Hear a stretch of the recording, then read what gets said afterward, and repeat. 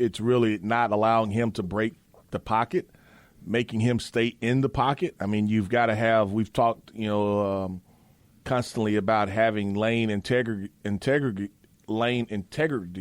when you are chasing a quarterback.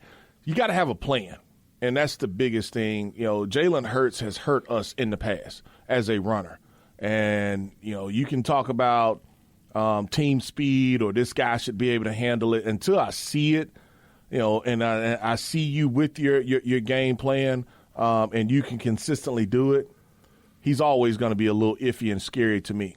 Saquon did have a good game in a dome when he was with the Giants, and they're going to lean on him probably a little bit more. I mean, not having A.J. Brown as a receiver, it changes so much for them that literally the Saints can say, Marshawn, go take Devontae away. Everybody else, let me see what you got. He's going to be man-to-man with him. If he can eliminate him, where do you go with the football? It's normally probably going to be to my tight end. But they haven't gotten him involved a lot the first 2 weeks. The offensive coordinator for them is Kellen Moore. Kellen Moore comes from Dallas.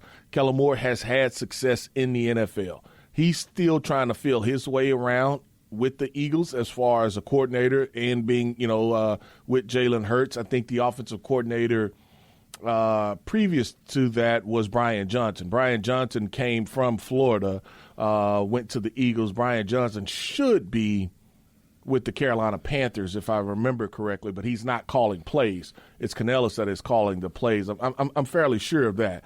But it's a new offensive coordinator again at the end of the day for Jalen Hurts. So I don't know he's running more because he has to and he's not comfortable in the system. But at the end of the day, yes, you stop the run or limit the run. But my biggest concern is the QB run. That's what has hurt the Saints when they've played Jalen Hurts.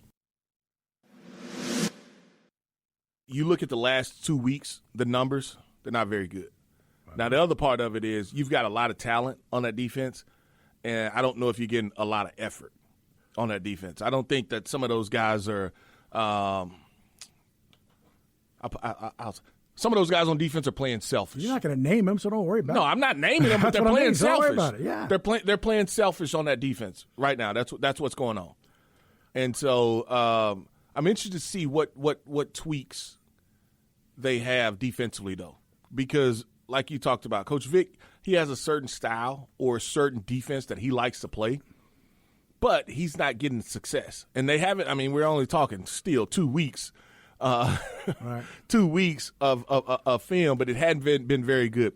So I want to see what tweaks they have. And what's interesting is the offensive style will be exactly or nearly close, not exactly, but very close to what you saw on Monday as far as Atlanta and the Saints. Now, the Saints don't cut as much, but Atlanta, that's all they do. They cut block, and so they chop them down at the knees. The Saints do it, but they don't do it as much.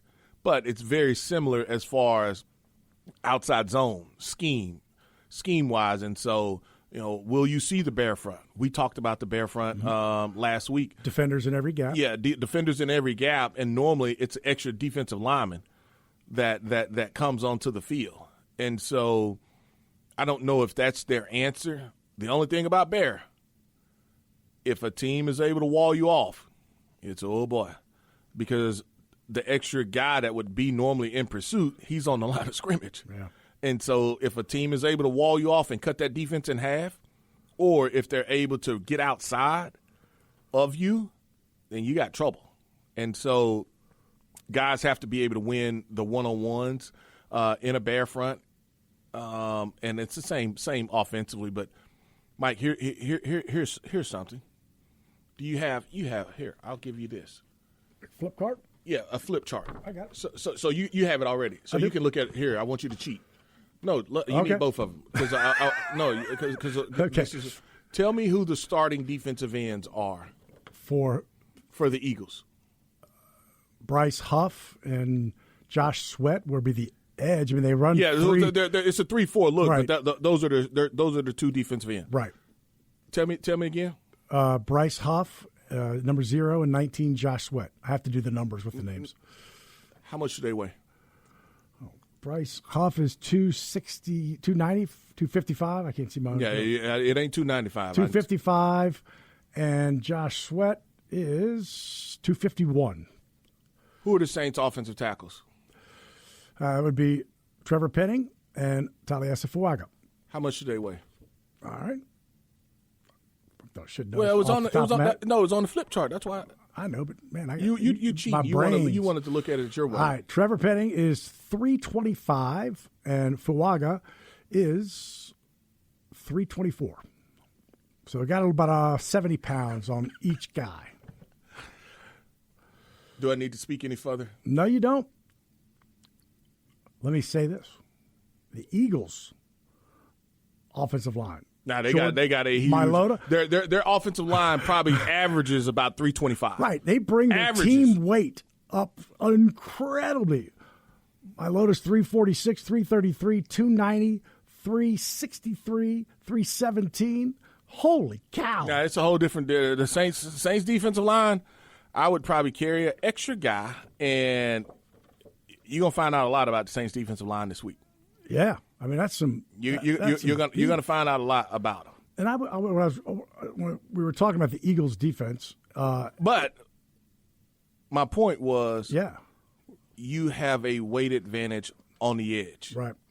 You have a distinct weight advantage on the edge.